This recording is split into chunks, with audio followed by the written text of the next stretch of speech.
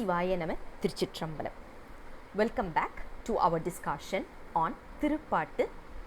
Padigam N is 58 and we are going to continue our discussion with the fourth verse. Mazhaiku malar kondraiyi naanai valaikkalutren maravaa manam petraen. Pizhaithoru kaal ini poi piravaamai perumaipetren perukirpaar. Karum kandanai kandukol paadukinren sendru koodavum vallaen.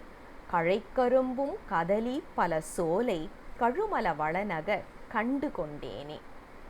This verse also he resonates the same approach that he had taken for the earlier three verses. What happened in this particular place called as Thirukazhumalam is Lord Shiva came in front of Nambi Arurar and he showed the darshan of Kailash. At that particular juncture is what Nambi Arurar is singing this verse. He says, I am able to see Lord Shiva, and this particular person, my Almighty, my omnipotent, omnipresent Almighty, is having beautiful flowers that is going to be blooming only during winter season. When I say winter, it's probably the raining season, because in South India we don't have the cold or rather icy kind of a situation or snow. Rather, it is the rainy season. During the rainy season, we have a flower that blooms which is called as kondraiyi. And this particular flower is considered to be, right now we have the national flower and all these, right? So to identify a king or to identify a particular legend, we have some kind of a symbolization. This flower is a symbolization, or it's used as a identification symbol for Lord Shiva. That is the reason we even have an ethics related book which is called as Kondraiyi, which is written for youngsters, but it talks about it's given to us by Lord Shiva itself. That's what we believe. It is written by Avayar. So here if you look at it, Lord Shiva, who is the wearer of, who's having the flower called as kondraiyi, I have already taken him into my heart. Nambi Arurar is saying this with so much of confidence. He says, I've already taken him in my heart.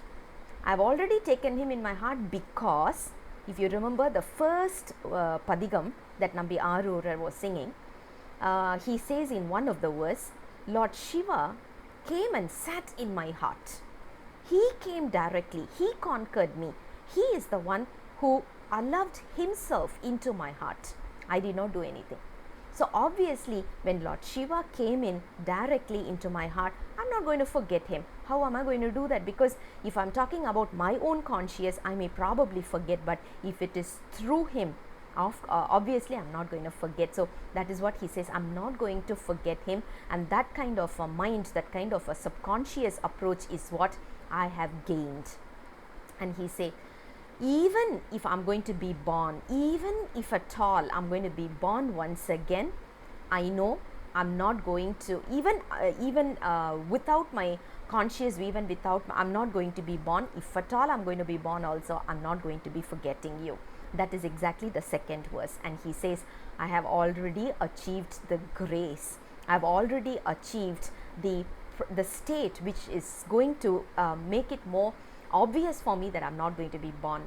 And then the last two statements or sentences, he's talking about the beauty of Lord Shiva. He says he is wearing a nice ear stud, and he is also having the throat. The throat is basically black in color because of the poison that he has taken for the sake of the human beings. And I am singing praises of him, because when I sing about him, I'm surely going to get his darshan. This we have to go back to Periya Puranam, because in Periya Puranam there is a specific place to say Lord Shiva appears in front of Nambi Arurar and he says, if at all you feel that you want to pray, what I love the most is when you sing praises in Tamil. When you sing praises in Tamil, I will surely be in front of you to give you darshan. This is something that Periya Puranam has stated very clearly, and we are able to see this even today. For example, right, sometimes we would be singing some padigams. After we sing a padigam, we will, if just go out, just walk around, you will see something or the other related to Lord Shiva. That's an indication to say, I'm listening to your songs. So Lord Shiva is trying to say or show, he's trying to denote, or he's trying to show some form of acknowledgement that he has already listened to our padigams.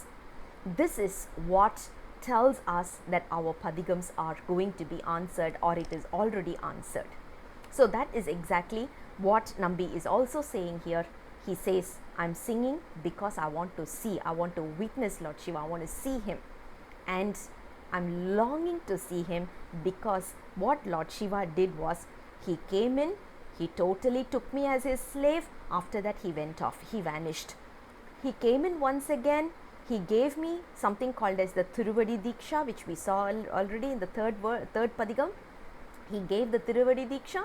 After that he vanished. Just in a jiffy he's going away, and I'm longing to go back to him. I'm longing to be in a oneness state with him. So I'm going to sing. That is the reason I'm singing. These words are from Nambi Arurar himself, who became, or who actually achieved the oneness with Lord Shiva. And we should also be following his path. We should also continuously be singing his praises, the Thirupadigams, so that we will also achieve this state one day or the other. And the last line, he talks about the same thing. I've already witnessed the Kailash Darshan in this place called as Thirukazhumalam. And that concludes verse number 4. I'll come back again with the next verse very soon. Until then, Sivaya Nama, Tiruchitrambalam.